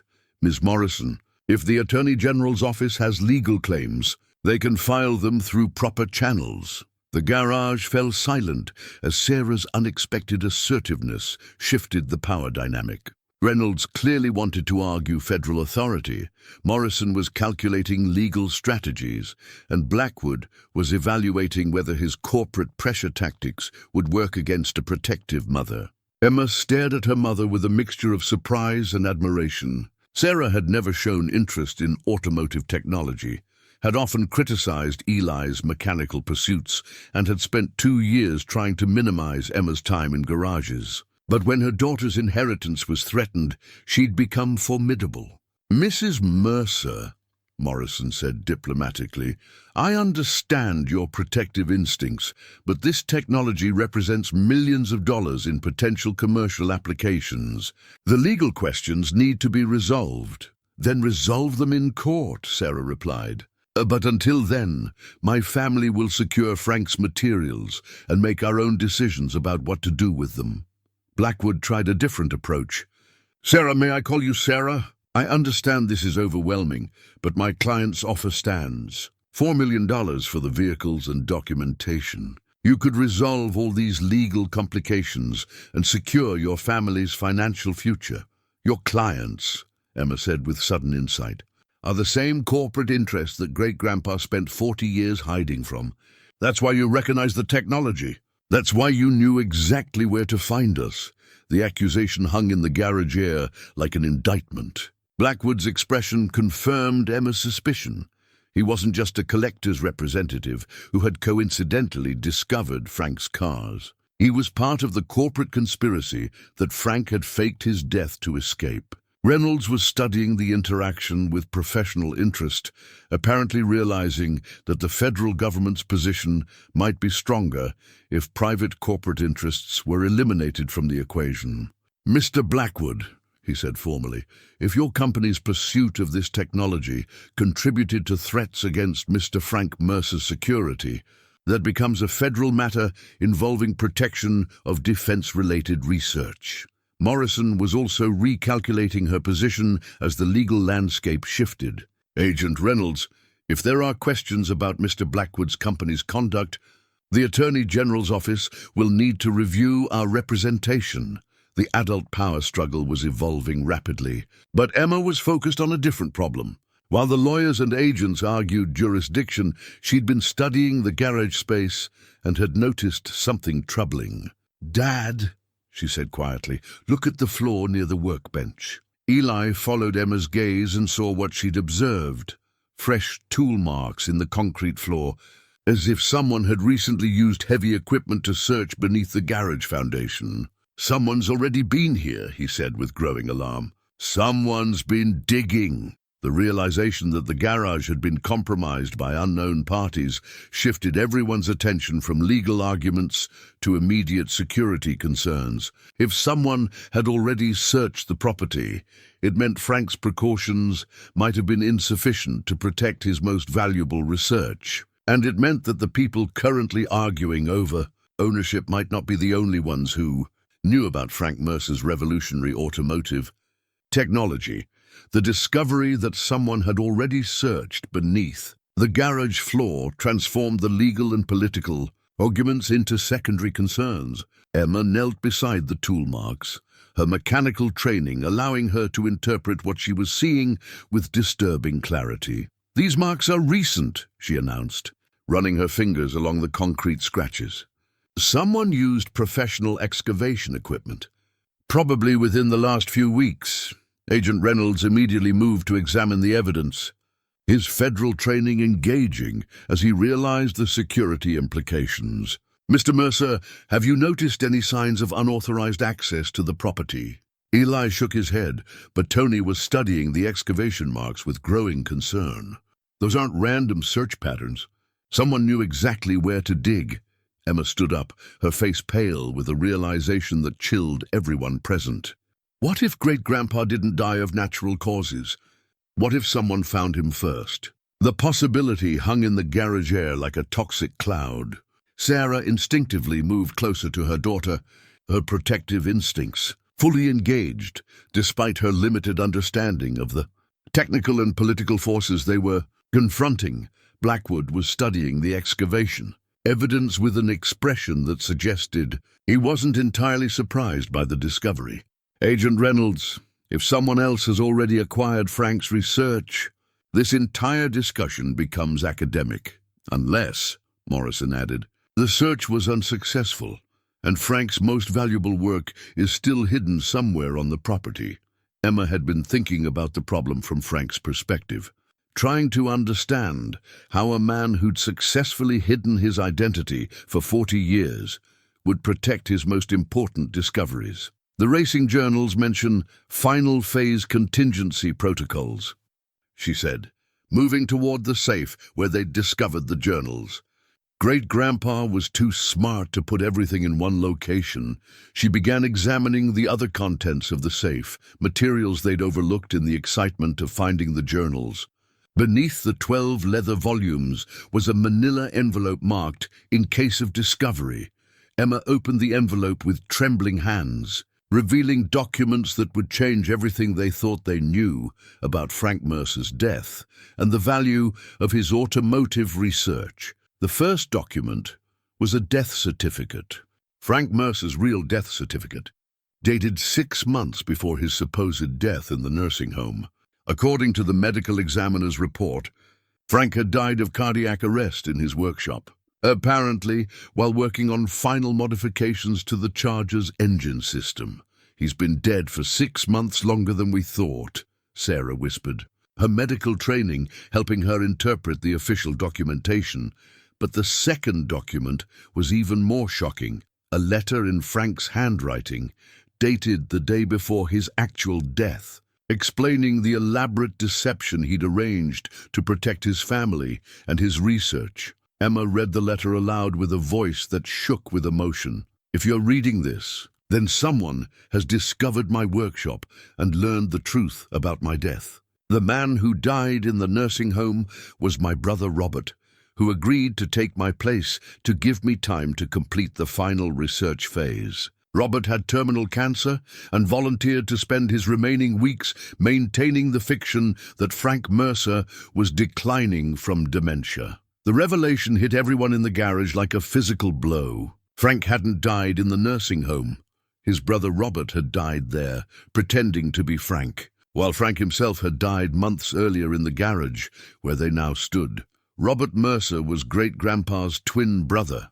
Emma continued reading. They'd maintained the deception since 1969, with Robert living Frank's public life, while Frank continued his research in secret. When Frank died of his heart attack, Robert took his place in the nursing home to protect the family from discovering the truth too quickly.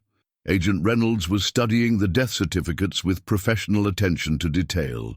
This explains the government's confusion about Frank's condition and capabilities. "We were monitoring Robert, not Frank." Blackwood had gone pale as he realized the implications. "If Frank died 6 months ago, then someone else excavated this garage. Someone who knew about the research and had access to the property." Emma was still reading from Frank's final letter. "The technology I've developed represents both incredible opportunity and terrible danger. The engine modifications can revolutionize transportation, but they can also be weaponized in ways that would destabilize global energy markets. I've hidden the complete research in 3 locations, with instructions for assembly only if my inheritors prove worthy of the responsibility." Tony leaned forward with growing excitement. 3 locations? "We've only found the garage and these journals." Emma turned to the final page of Frank's letter, where a hand-drawn map showed the garage property and 2 additional locations marked as Archive A and Archive B. "One location is the basement of Great-Grandpa's house," she said, studying the map. "The other is marked as Industrial Storage Unit 247, with an address across town." Morrison was calculating the legal implications of the discovery. If Frank died 6 months ago, and if his research is distributed across multiple locations, the ownership questions become exponentially more complex. But Sarah was focused on a different aspect of the revelation. "Emma, if your great-grandfather and his brother maintained this deception for over 50 years, how many people knew the truth?" Emma found the answer in Frank's letter. Only 3 people knew about Robert's substitution: Frank's government contact, Agent J. Reynolds, his medical provider, Dr. Patricia Manning at County General, and his automotive supplier, Tony Carruthers, at Classic Auto Restoration. The garage fell silent as everyone processed the implication that Tony and Agent Reynolds had been part of Frank's deception for decades, maintaining the fiction that allowed Frank to continue his research while the world believed him to be a reclusive old man, declining into dementia. Eli stared at Tony with a mixture of betrayal and understanding. "You knew. All these years, you knew Frank was still alive and working." Tony's expression was heavy with the weight of secrets he'd carried for decades. "Frank swore me to secrecy, and I could see the dangers he was trying to protect you from. When he died 6 months ago, I thought the secret would die with him." Reynolds was also acknowledging his role in the deception. "The government provided limited protection and medical support in exchange for periodic access to Frank's research findings. We weren't prepared for him to die before completing the technology transfer." Emma was studying the final section of Frank's letter with growing concern. "There's more. Great-grandpa writes about someone called the Collector, who had been searching for his research for decades. Someone who had tracked down and eliminated other automotive inventors who'd developed competing technologies." Blackwood's face had gone white as Emma read the description. of the collector, someone who acquired revolutionary automotive patents by any means necessary, including threats, coercion, and elimination of inventors who refused to sell their innovations. According to Great-Grandpa's letter, Emma continued, the collector had been systematically acquiring patents for advanced engine technologies since the 1970s, building a monopoly on automotive innovations that could threaten traditional energy industries. Sarah was connecting the dots with growing alarm. Emma, if this collector person killed other inventors, and if they discovered Frank's location, then Robert's death in the nursing home wasn't natural either, Emma finished. Someone poisoned him thinking they were killing Great-Grandpa Frank. The realization that both brothers had been murdered transformed the garage from a place of discovery into a crime scene. Agent Reynolds immediately began treating the situation as a federal investigation, while Morrison started calculating the legal implications of inherited technology that might have been acquired through multiple homicides. But Emma was focused on the most immediate danger suggested by Frank's letter. If the collector had killed Frank and Robert, and if they'd already searched the garage property, the only reason Emma's family was still alive was because they hadn't yet found the complete research archive. Dad, she said quietly, studying the map Frank had left them, we need to get to those other locations before whoever killed Great-Grandpa figures out that we have this information. As if summoned by her words, the sound of vehicles approaching made everyone in the garage freeze. Through the windows, they could see several black sedans with tinted windows, moving with the coordinated precision of a professional operation. The collector had found them. Agent Reynolds was processing the implications with growing concern. If Frank designed security measures that require family participation, the federal government's ability to acquire his research becomes complicated. Blackwood had been listening to the conversation with obvious calculation. Director Walsh, if the Mercer family controls access to Frank's archive, perhaps we could arrange a collaborative agreement. My company's resources combined with federal protection could provide optimal conditions for developing the technology. Emma looked at Blackwood with the direct gaze that cut through adult diplomatic language. You mean you want to use federal protection to get access to a technology you've been murdering people to steal for 30 years? The accusation silenced the garage as everyone processed Emma's blunt assessment of Blackwood's motivations. Walsh was studying Blackwood's response with obvious professional interest. Mr. Blackwood, Miss Mercer's characterization of your company's acquisition methods raises questions about your suitability as a collaborative partner. Before Blackwood could respond, the sound of additional vehicles approaching made everyone turn toward the garage entrance. Through the windows, they could see what appeared to be local law enforcement vehicles. But their coordinated arrival suggested this wasn't a routine police response. Tony moved toward the window with growing alarm. Those aren't county sheriff vehicles. The markings are wrong. Emma joined Tony at the window, her sharp eyes picking up details the adults had missed. The license plates are government issue, but the vehicle configurations look more like military transport than law enforcement. Director Walsh was already communicating with her security team through discreet radio communications. Her expression suggested that the new arrivals weren't part of her operation. Agent Reynolds, did you call for additional federal support? Reynolds was also studying the approaching vehicles with concern. No additional support was requested. Those vehicles aren't from my agency. The realization that unknown parties were surrounding the garage shifted everyone's attention from negotiation to immediate security concerns. Sarah instinctively moved closer to Emma, while Tony and Eli positioned themselves near the cars that might provide protective cover. Emma was studying Frank's letter with renewed urgency, looking for information about security protocols that might help them understand what they were facing. Great-Grandpa mentions hostile acquisition protocols in his final notes, she said, reading quickly. He writes about contingency plans if corporate or government interests attempted to seize his Research through force. Walsh was coordinating defensive positions with her security team while processing Emma's discovery. Miss Mercer, what kind of contingency plans? Emma found the relevant section and read aloud, if hostile parties attempt forcible acquisition of research materials, activation of archive location C will become available to family members who demonstrate commitment to protecting the technology from exploitation.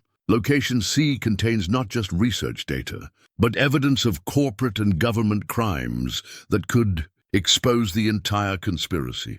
The revelation that Frank had compiled evidence against his pursuers transformed the situation from a research acquisition into a potential exposure of decades of criminal activity. Everyone in the garage realized that Frank's final archive might contain information that could destroy both corporate conspiracies and corrupt government operations. Tony was the first to understand why unknown parties were surrounding them. Frank didn't just hide his automotive research. He documented everyone who'd been trying to steal it, including evidence of murders, corporate corruption, and government complicity. Emma was still reading from Frank's final security protocols. Archive location C becomes accessible only when family members are under immediate threat, and only if they demonstrate willingness to expose the complete truth, regardless of personal consequences. Director Walsh was studying Emma with growing respect and concern. Miss Mercer, if your great-grandfather compiled evidence against government operations, cooperation with federal agencies becomes complicated for your family. Sarah had been following the conversation with growing understanding of the impossible choices her family faced. Emma, your great-grandfather put us in a position where we have to choose between protecting his technology and protecting ourselves. No, Mom, Emma replied with sudden clarity. He put us in a position where we have to choose between being victims of the conspiracy or being the people who expose it. The approaching vehicles had stopped outside the garage, and armed personnel were beginning to establish positions around the building. Through the windows, they could see that these weren't law enforcement officers or federal agents, but private security personnel with military-grade equipment. Emma looked around the garage at the adults who'd been arguing over her great-grandfather's legacy and made a decision that would determine not just her family's future, but the future of revolutionary automotive technology that could change the world. I know where archive location C is, she announced, and I know how to access it. But I'm only going to do it if everyone in this garage agrees to work together to expose the complete truth about what's been happening. The sound of vehicles' doors slamming and coordinated footsteps approaching the garage entrance made everyone realize that their time for negotiation was ending. Whatever decision they made about Frank's final archive would have to be made in the next few minutes, before the unknown armed personnel outside decided to take control of the situation by force. Emma clutched her great-grandfather's letter and looked at her family, knowing that the next few moments would determine whether Frank Mercer's 40-year sacrifice to protect his technology and his family would succeed or fail. Emma's declaration that she knew the location of Archive C galvanized everyone in the garage. But before anyone could respond, the sound of coordinated movement outside made it clear that their time for discussion had ended. The unknown armed personnel were positioning themselves around the building with military precision. Director Walsh immediately took command of the defensive situation. Everyone moved to the center of the garage, away from windows and entrances. My security team will establish a perimeter. But Emma was studying Frank's letter with intense focus, her mechanical mind working through the security protocols her great-grandfather had designed. Director Walsh, the people outside aren't here to steal the research. They're here to destroy it. Walsh paused in her tactical coordination. What makes you think that? Emma pointed to a section of Frank's letter she'd overlooked earlier. Great-grandpa writes about scorched earth protocols designed by corporate interests who would rather destroy revolutionary technology than allow it to be developed by competitors. If they can't control the automotive innovations, they'll eliminate them completely. The implication was chilling. The armed personnel surrounding the garage weren't trying to acquire Frank's research for their own use. They were trying to eliminate it to protect existing corporate interests that would be threatened by revolutionary automotive technology. Tony was studying the vehicles outside with growing alarm. Those looked like private military contractors, not corporate security. Someone with serious resources is trying to end this permanently. Sarah moved protectively closer to Emma, her maternal instincts fully engaged despite her limited understanding of the technical and political forces they were confronting. Emma, if they're here to destroy everything, what does your great-grandfather's letter say about protecting the research? Emma was scanning through Frank's security protocols with urgent efficiency. Archive Location C isn't just evidence storage. It's a complete backup of all his research, plus automated systems for releasing the information to media and government agencies if the primary archives are compromised. Agent Reynolds was coordinating with Director Walsh's security team while processing the implications of Emma's discovery.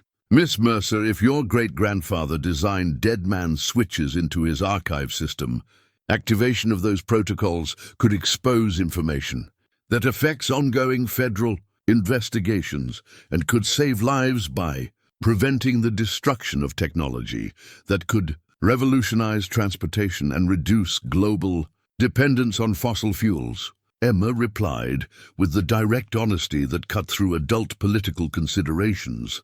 The sound of amplified voices outside interrupted their conversation. Someone with a bullhorn was making announcements that confirmed Emma's assessment of the situation. Attention occupants of the garage facility. You are harboring materials that represent threats to national economic security. You have 10 minutes to evacuate the building before we implement containment protocols. Emma looked around at the adults who'd been arguing over her great-grandfather's legacy and realized that Frank's final test was happening, exactly as he'd designed it. Under pressure, with limited time and facing genuine danger, the people who claimed interest in his work would have to demonstrate their true priorities. Archive Location C requires specific activation codes that are hidden in different locations throughout this garage, she announced. But accessing those codes requires collaborative effort from people who've demonstrated commitment to protecting the technology rather than exploiting it. Director Walsh was studying Emma with growing respect. Miss Mercer, what kind of collaborative effort? Emma had been thinking about Frank's personality and his 4 decades of careful planning. Great-grandpa was an engineer who believed in practical problem-solving over theoretical discussion.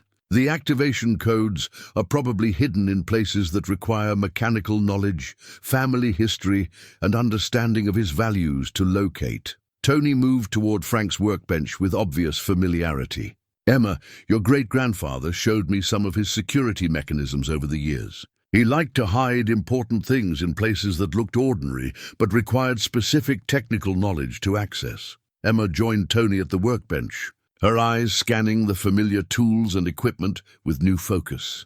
The letter mentions activation codes hidden within the tools of the trade. Maybe he built the codes into his actual equipment. As Emma and Tony began systematically examining Frank's tools, Sarah found herself in the unexpected position of coordinating with Director Walsh and Agent Reynolds to buy them time against the hostile forces outside. How long can your security team hold a defensive position? Sarah asked Walsh with the practical directness of someone accustomed to managing crisis situations in medical settings.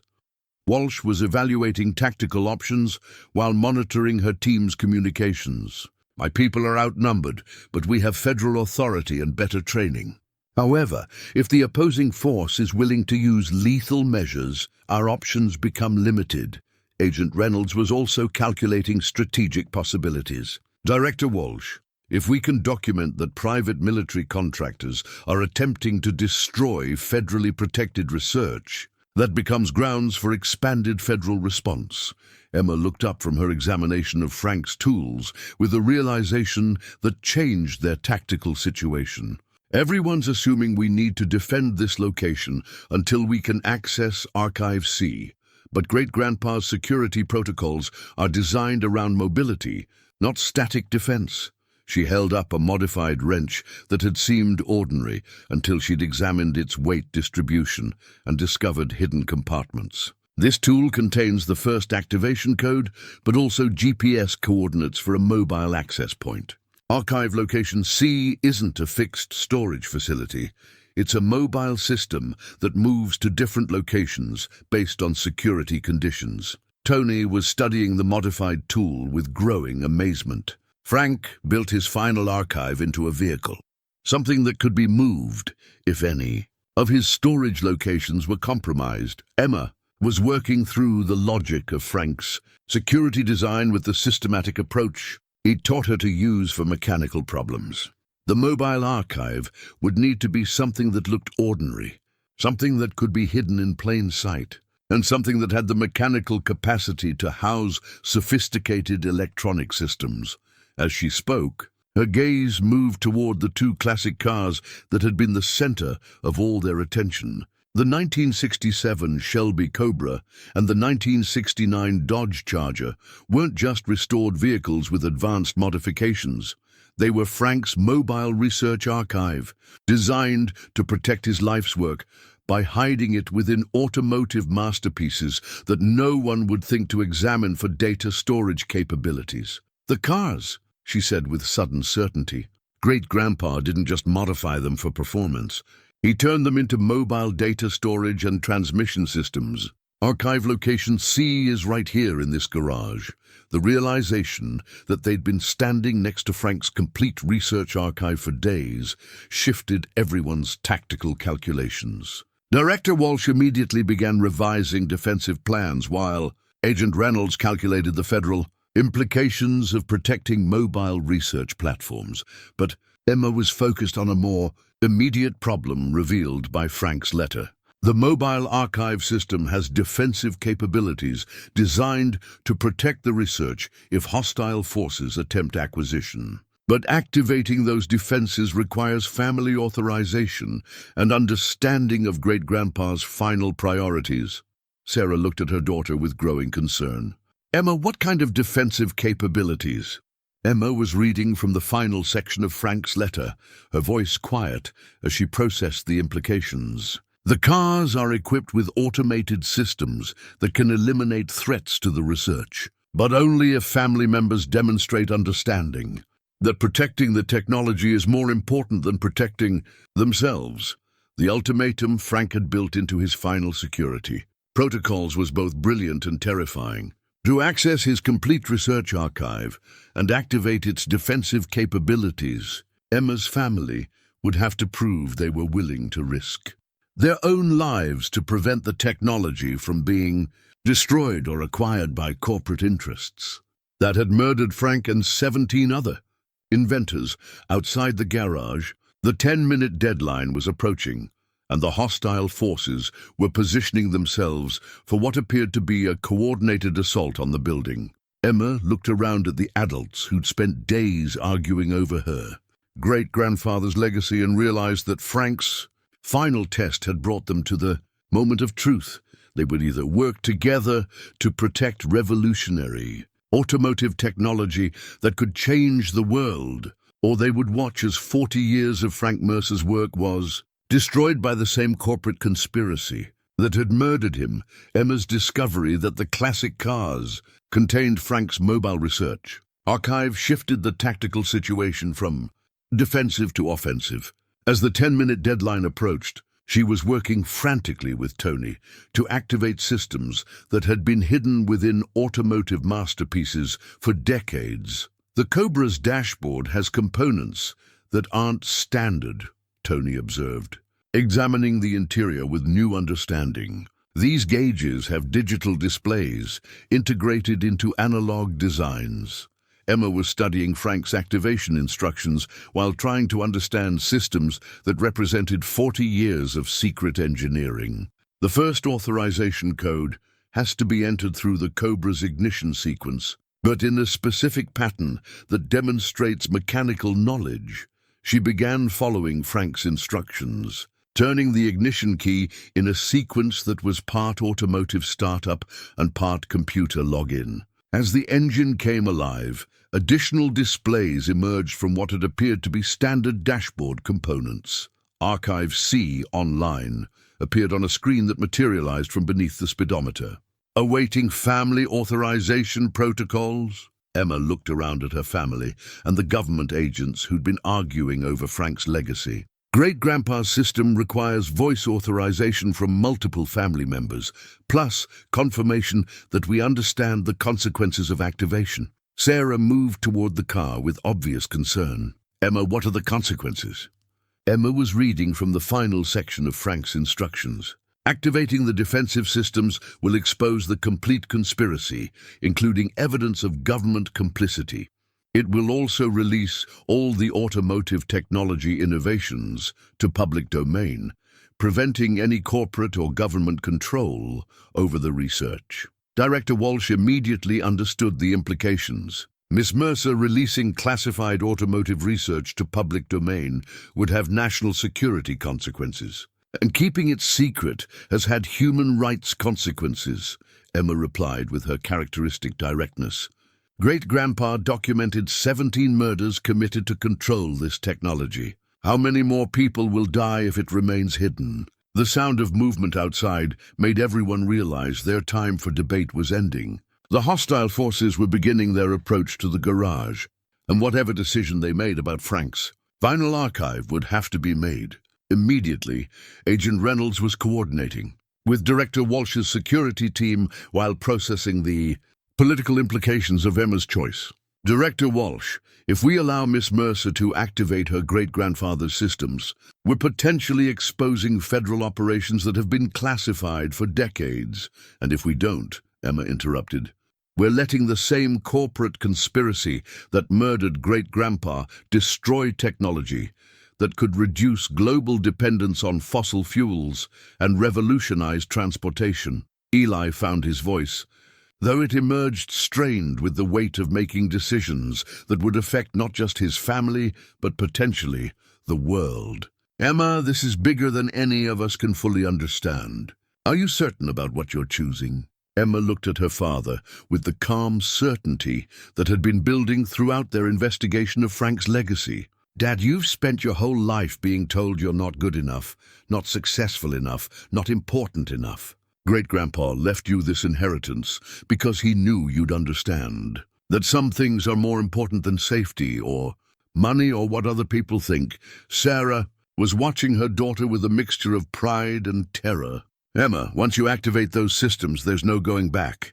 You'll be exposing people and organizations with the power to destroy our family. Mum, they've already destroyed our family. The divorce, the custody battles, the constant worry about money, all of that happened because Dad was never given a chance to prove what he could accomplish. Great-grandpa's technology isn't just about cars. It's about people like Dad finally getting recognition for what they understand. The sound of the garage door being forced interrupted Emma's explanation. The hostile forces had begun their assault on the building, using equipment that suggested they were prepared to overcome any defensive measures except the ones they didn't know existed. Emma turned to the Cobra's authorization system and began speaking the family confirmation, codes that Frank had embedded in his security protocols. Emma Mercer, granddaughter of Eli Mercer, great-granddaughter of Frank Mercer, authorizing Archive C activation for protection of technological innovation and exposure of corporate conspiracy. The car's systems responded immediately. Displays throughout both vehicles coming online with 40 years of research data, evidence files, and automated communication protocols that began transmitting Frank's complete archive to media organizations, government agencies, and academic institutions worldwide. But the defensive systems that Frank had built into his mobile archive were more sophisticated than anyone had anticipated. As the hostile forces breached the garage entrances, both classic cars began operating independently, their modified engines producing sounds that no conventional automotive systems should have been capable of making. "Everyone get behind the workbench," Tony shouted. recognizing that Frank's defensive protocols involved capabilities that went far beyond simple data transmission.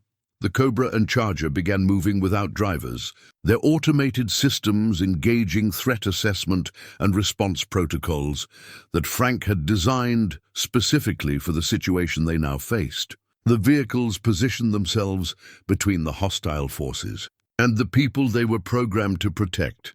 Director Walsh was coordinating her security response while trying to understand automotive defensive systems that exceeded anything she'd encountered in decades of federal service. Miss Mercer, what exactly did your great-grandfather build into these vehicles? Emma was monitoring the archive system's status displays while trying to stay out of the way of cars that were operating with artificial intelligence Frank had developed decades before such technology became commercially available. Non-lethal defensive capabilities designed to incapacitate threats while protecting civilian personnel and preserving evidence of corporate conspiracy. The hostile forces who had entered the garage, expecting to face conventional resistance, found themselves confronting automated automotive systems that moved with precision and capability that defied understanding. The vehicles used modified exhaust systems to deploy disorienting sonic effects, advanced suspension systems to create barriers and obstacles, and electronic systems to disrupt the attackers' communication equipment. Within minutes, the corporate military contractors who had been sent to destroy Frank's research found themselves overwhelmed by defensive technologies they hadn't anticipated and couldn't counter effectively. Agent Reynolds was documenting the confrontation while coordinating with federal backup that was finally beginning to arrive. Director Walsh, Miss Mercer's great-grandfather, appears to have developed autonomous vehicle capabilities that are decades ahead of current technology. Emma was watching Frank's automotive masterpieces defend his life's work with a mixture of pride and amazement. Great-grandpa spent 40 years preparing for this moment. He knew that corporate interests would eventually try to destroy his research, and he built systems to protect it that no one could anticipate or counter. As federal reinforcements secured the garage and began processing the corporate personnel who had attempted to destroy Frank's archive, Emma realized that her great-grandfather's final test had been passed. By choosing to activate his defensive systems despite the personal risks, her family had demonstrated the commitment to technological innovation and social responsibility that Frank had hoped to find in his inheritors. The museum authentication certificate that would eventually be issued for Frank's automotive achievements would recognize not just the technical innovations he'd accomplished, but the courage and integrity he'd demonstrated in protecting those innovations from exploitation while ensuring they would ultimately benefit humanity rather than corporate interests. Emma looked around the garage at the adults who'd spent days arguing over her great-grandfather's legacy and realized that Frank's true gift hadn't been the cars or the technology or even the evidence that would expose decades of corporate conspiracy. His true gift had been the opportunity for her family to prove they were worthy of something more significant than anyone had ever believed possible. 6 months after the confrontation at Frank's garage, Eli stood outside the newly renovated building that now housed Mercer and Daughter Restoration, watching Emma install the workshop sign that represented everything their family had discovered about themselves and each other. The morning sun illuminated painted letters that proclaimed their shared commitment to automotive excellence and technological innovation. The federal investigation that followed Frank's archive activation had exposed corporate conspiracy spanning 3 decades, resulting in criminal charges against advanced automotive technologies and dozens of associated companies. Richard Blackwood was serving a federal sentence for conspiracy to commit murder, while the technological innovations that Frank had protected were being developed through a partnership between the Mercer Family Foundation and university research programs worldwide. "Dad, the museum representative is here," Emma called from where she was adjusting the sign's positioning. At 17, she carried herself with the confidence of someone who'd helped expose international conspiracy and revolutionize automotive technology. But more importantly, she carried herself with the security of someone who'd never again doubt her father's capabilities or her family's worth. The Smithsonian curator who emerged from the sedan was Dr. Patricia Harrison, an automotive historian whose expertise had been crucial in authenticating Frank's innovations and establishing their historical significance. The 1967 Shelby Cobra would become the centerpiece of an exhibition about American automotive innovation, while the 1969 Dodge Charger would remain with the Mercer family as both working research platform and symbol of generational legacy. "Mr. Mercer," Dr. Harrison said warmly, "the museum board has approved the final details of the Frank Mercer Technology Legacy Exhibition. Your grandfather's story will inspire young people for generations." Eli accepted the curator's handshake with hands that no longer shook with uncertainty. The past 6 months had transformed him from a struggling mechanic who felt like a family disappointment into a recognized expert in advanced automotive systems, sought after by manufacturers and research institutions worldwide. Sarah arrived carrying coffee and wearing the expression of someone whose perspective had been fundamentally changed by witnessing her family's courage and capability under impossible circumstances. The custody disputes had been resolved when she'd realized that Emma's mechanical education with her father represented preparation for a career that could influence global transportation technology. The insurance settlement cleared, she announced, settling into one of the chairs they'd arranged in the garage's office area. The federal compensation for Frank's research licensing will cover Emma's college expenses and establish the family foundation with enough resources to continue his work. Emma looked up from the engine she was modifying, her face bright with the joy of someone who'd found her calling and been supported in pursuing it. "Mom, Dr. Patterson from MIT called. The automotive engineering program wants to establish a Frank Mercer scholarship for students who demonstrate both technical innovation and ethical commitment to social responsibility." The scholarship program represented recognition that Frank's legacy extended beyond technological innovation into questions of how advanced capabilities should be developed and applied.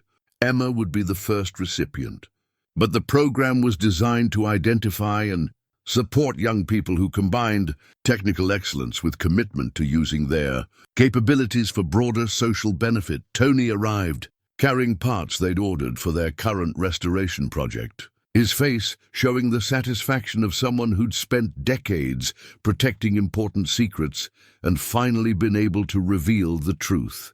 "The prototype engine testing is complete. Frank's efficiency improvements work exactly as his calculations predicted. The engine modifications that Frank had developed were being manufactured under licenses that generated revenue for automotive innovation research, while ensuring the technology remained available to manufacturers worldwide, rather than being controlled by corporate monopolies." Uncle Marcus appeared in the doorway, carrying legal documents and wearing an expression that mixed embarrassment with genuine respect. "Eli, the final patent filings are complete. The Mercer family holds licensing rights to 13 revolutionary automotive technologies that are projected to generate millions in annual revenue." Emma grinned at her uncle, with the good-natured teasing that had replaced family tensions. "Uncle Marcus, are you admitting that Dad inherited something valuable instead of complete garbage?" Marcus had the grace to look embarrassed about his earlier dismissals. "Emma, I'm admitting that your father understood something about your great-grandfather that the rest of us missed. Frank didn't leave you cars. He left you an opportunity to prove that the Mercer family was worthy of something extraordinary." Agent Reynolds arrived for his regular consultation about the ongoing investigation, but his relationship with the family had evolved from official oversight to genuine friendship. "Miss Mercer, the International Automotive Safety Council wants to discuss implementing Frank's efficiency technologies in developing nations where fuel costs represent significant economic barriers. Emma's eyes lit up with excitement about applications that could improve lives worldwide. Agent Reynolds' great-grandpa's journal entries show he was particularly interested in technologies that could reduce transportation costs for people in rural communities. I think he'd be proud to know his work was helping people who face the same economic challenges his own family experienced. The conversation was interrupted by the arrival of a familiar figure. Director Walsh emerged from a government sedan with the purposeful stride that had once seemed threatening but now represented partnership in continuing Frank's work under appropriate security oversight. "Miss Mercer," Walsh said formally, but with obvious warmth, "the Department of Energy has approved funding for the Mercer Foundation's research into sustainable transportation technologies. Your great-grandfather's innovations are becoming the foundation for next-generation automotive systems that could transform global energy consumption." Emma looked around at the adults who had gathered in the garage that had once been dismissed as worthless inheritance.